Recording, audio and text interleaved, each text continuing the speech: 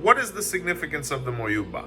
Before we delve into this topic, family, please be sure to subscribe, like, comment, and share the video. Subscribers are going up every day on Joseph Baba Ifa YouTube channel. Thank you so much for that. Moyugba. When we look at the word, it is once again a compound word like most things in Yoruba are. And the way I've been able to see it broken down is Moyugba, which means I give homage or I pay homage or respect or reverence, right? So the Moyugba is something that basically happens every time we go to invoke a deity, give obi. It is the beginning or commencement of every ceremony. So everything starts with the Moyugba. So basically, what we're doing is we're invoking a bunch of different energies, right? The first one is what I like to call the Moyugba of nature, right? Usually the first part of the Moyugba. And another thing we have to realize is that there's going to be multiple different types of Moyugbas. And we're even going to touch on some of the ones that are even used in Isheshe practice, right? But within the Afro-Cuban tradition, you're going to see so many different Moyugbas, so many different orders, so many different translations, and all of them are perfectly fine. It's just a matter of identifying the Moyugba of your lineage and really learning the concepts behind it. And as long as you know what you're saying and why you're saying it and the reasoning behind it, you can never go wrong. So usually the first part of the Moyugba is the Moyugba to, nature, right? You're going to hear, people invoking Olodumare. You're going to hear them invoking different aspects of nature, the offering or libations of fresh water to different aspects, whether it be the path, the home, to basically create a condition where, religious activities can take place. So that's the first thing. Apart from that, you're also going to be basically giving reverence and asking permission to be able to begin said ceremony. So who do we give reverence and ask permission to? The deities in nature, right? Whether it be, once again, Olorun or Shupa, which could be the moon, the cosmos, the stars. We're basically invoking all of these different things so that they can basically open up this portal, this doorway, create a condition or an environment for us to have a successful ceremony, right? But we need to get permission and give homage to be able to do anything from an Ifa standpoint. So that's the first part. So after that, we're going to go ahead and give reverence to Egun, usually, right?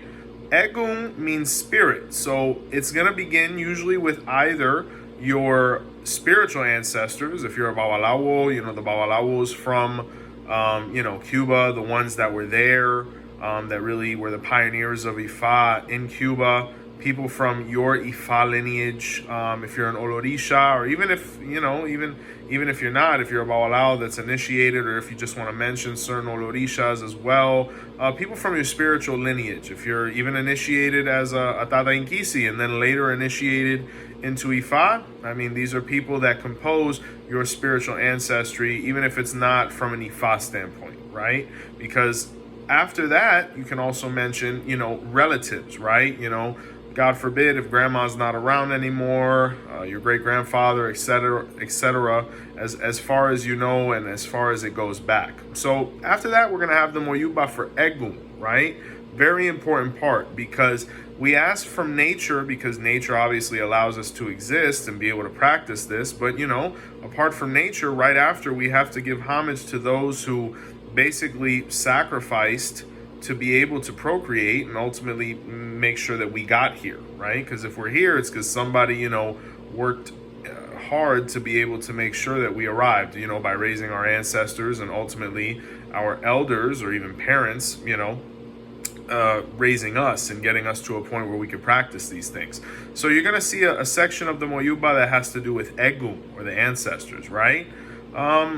You're also going to have a part of the Moyugba where you're going to basically pay respect to those that are living, right? Whether it be, your spiritual elders, your Baba Ifa, your Baba Lorisha, etc., those that are in the room, getting their blessings and their ashe. You're going to hear the word ashe thrown around quite a bit, because ashe, which means so be it, or may it be so, you definitely want to get that permission or that support from those that are also participating in the ceremony. So, you'll say Ache Mio Yubona, or my second godfather. If he's there, he'll be like Ashe.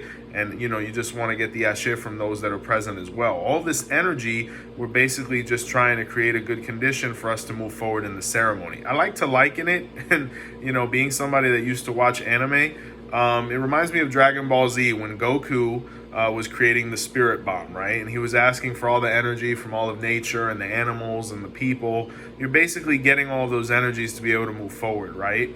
So that's what the Moyugba is. The significance of it is basically to pay homage to the energies that be, whether it be nature, the deities, supreme beings such as Olodumare, our ancestors, or Egun, the Orishas, obviously, those that are alive, that are present for the ceremony, or that, basically made it possible for us to be priests, to be able to say the Moyugba. All of these people need to be given reverence and homage for us to be able to move forward, because without any of these things, no ceremony in Ifa would be possible, right? So that's where you're going to see the Moyugba.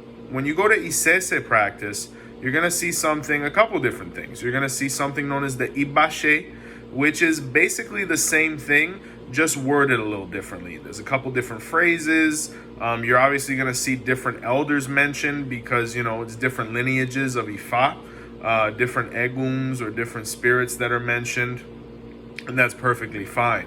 Basically, one of the verses or one of the odus that speaks of why the Iba or the Moju Iba or Moyugba needs to be mentioned before any ceremony is Ikatrupo. And you're going to notice that there's multiple Ibas, Ibaches, Moyugbas. So it's really just a matter of learning yours. Like I said, understanding the concepts, knowing what you're saying, and you're going to be good to go.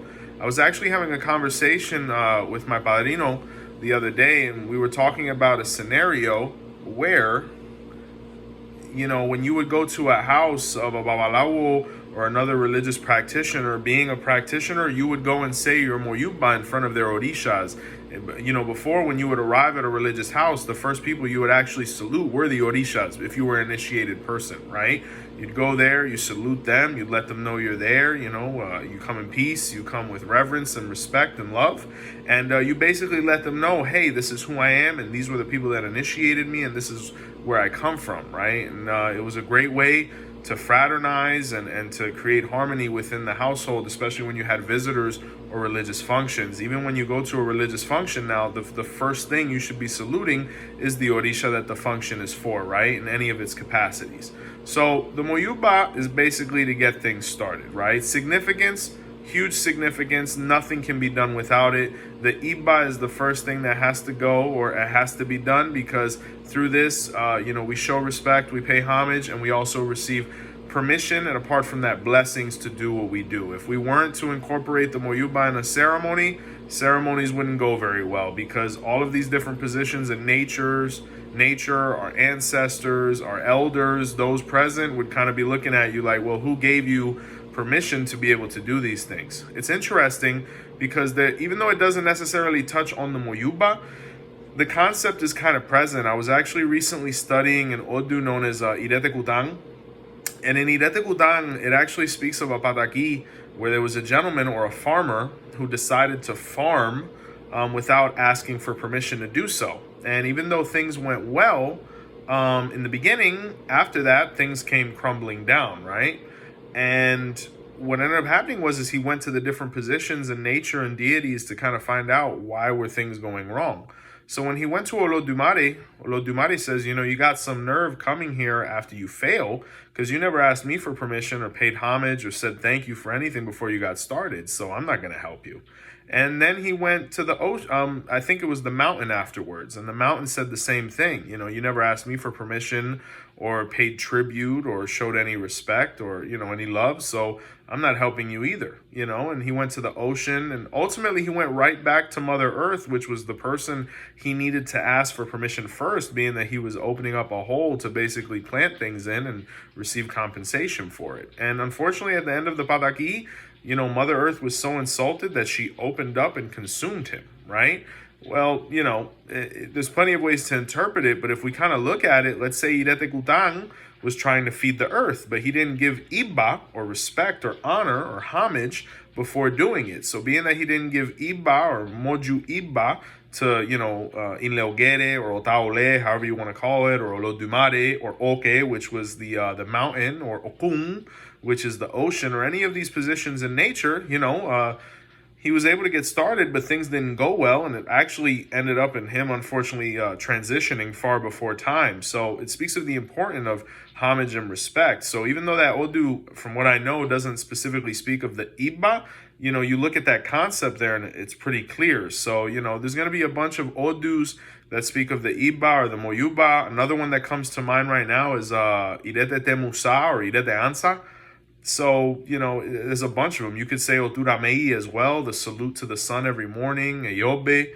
There's a bunch of different Odus that speak about it, but it's the same constant concept of, homage, respect, and love, because when we pay homage and we give respect, it's because we love somebody or we recognize that they're deserving of that. And that's really all nature wants. They basically let us do whatever we want from a religious standpoint, obviously, as long as it's stipulated and positive, and you can do whatever you want, as long as you understand you didn't do this on your own, or you didn't get here on your own. There were things that played a role. So as long as everybody's taken into account, you'll always have that blessing, and things will always turn out well. With competence and faith and goodwill, there's no way we can fail, especially when we're working in a team, which is what the Moyugba reminds us of. That's why we're constantly asking for the blessings of those around us. Even the word Kinkamashe or Ashe, it's to get the blessings from those that are even present. So always remembering that we're doing these things in fraternity, to be able to, reach a common goal, whether it's an initiation, whether it's a sacrifice, a feeding of the earth, whatever it is. We're all doing this together. So that's kind of the significance of the Moyugba. It's to get those blessings so we can move forward and make this ceremony happen. So, guys, thank you so much. Great question. Joseph Baba Ifa here, thanking you once again for watching. Please be sure to subscribe, like, comment, and share. And the channel is growing more every day. Botanica Candles and More thanks you, as well as I. And until next time, guys, keep the questions coming. Blessings. Take care. Boru boy bochiche.